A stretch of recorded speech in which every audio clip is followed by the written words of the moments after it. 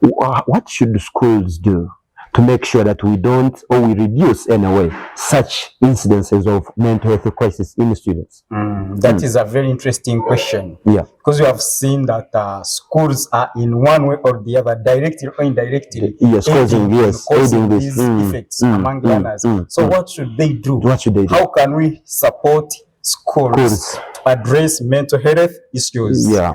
As I said at the beginning of this show, I told you how Chambogo University has come up with measures to address cases of suicide and attempted suicide among its students.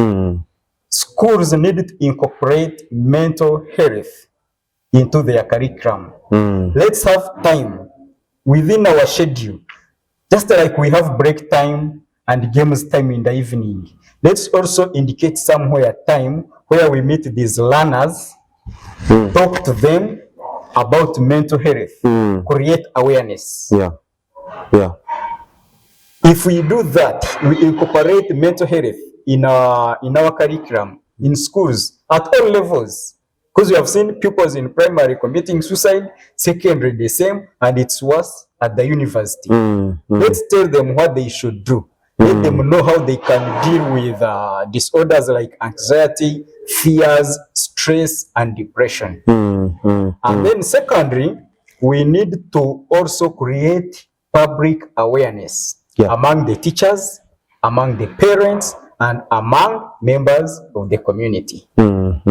These parents, some of them are abusive at home as well. There is a gender-based violence, domestic violence. Let's talk to them and tell them that whatever happens at home affects also the child's performance. Whatever happens home affects these people's, they affect these people or the learners mentally. Let's tell the teachers that the words you use in class can either positively affect or negatively affect the learner.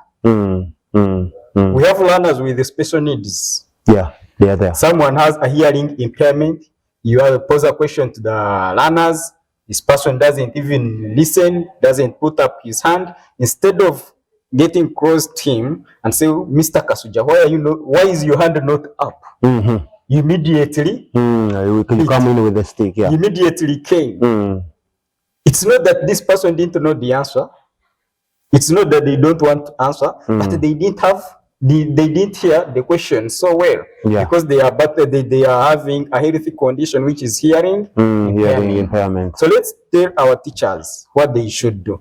Let's tell them to remain professional and on the words they do it, they use. And then thirdly, let's have mental health clubs. Yes, in the schools. In the schools. I think I have not seen any for the time. I have been a student anyway for some good years. Up to now, I still got some schools. I have not seen this. I think we are not here minding much about such.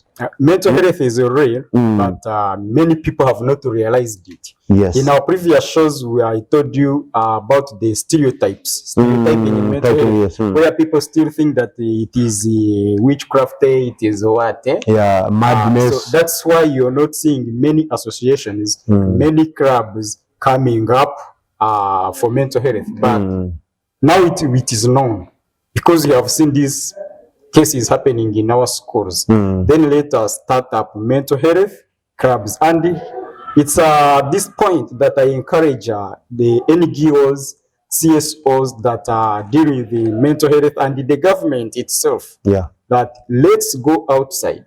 Let's move out of our AC conditioned offices. Let's go these schools. Let us start up these clubs and fund them.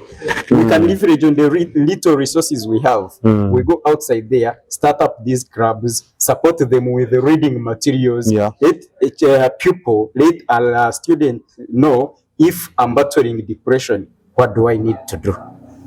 Who do I need to speak to? How do I even prevent or avoid being stressed? Then the fourth point, when I was still schooling, we used to have the senior men and the senior women. Did you have them in your high school?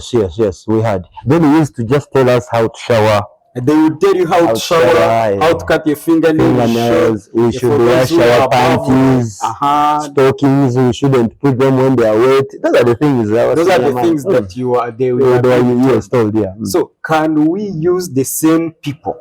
Can we use offices like the counselors in schools? There are some schools that have counselors. They have the counseling departments. Let's have them in our schools.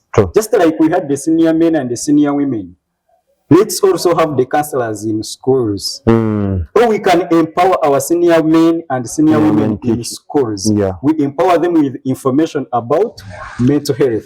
So that our pupils, our students, instead of committing suicide, they can have where to run to when they have problems.